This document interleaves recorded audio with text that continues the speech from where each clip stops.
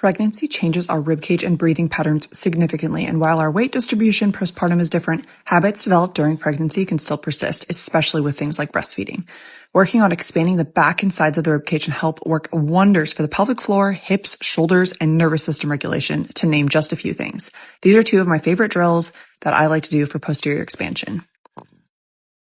In the same vein, a medicine ball hold helps facilitate a stacked ribcage over pelvis, posterior expansion of the ribcage, and a narrow stance squat promotes length in the posterior chain. If you're breastfeeding, you're likely in a passive forward folded position, similar to a shrimp, so get those shoulder blades moving from point A to point B and they will feel so much better.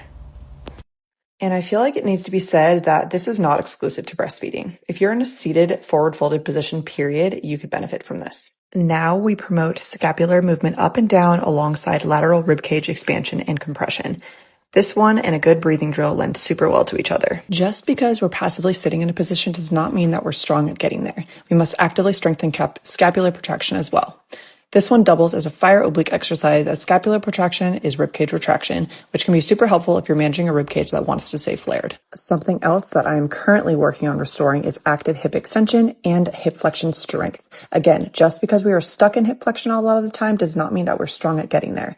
I love a front foot elevated half kneeling position because it really challenges both hips in different ways. And last but not least, we need to actually help things stick by adding some strength work. So heavy rows and heavy deadlifts are some of my favorite movements to strengthen the posterior chain, especially to counter all the forward folded sitting and shrimp posture that I am currently battling, and I know so many of you guys are too.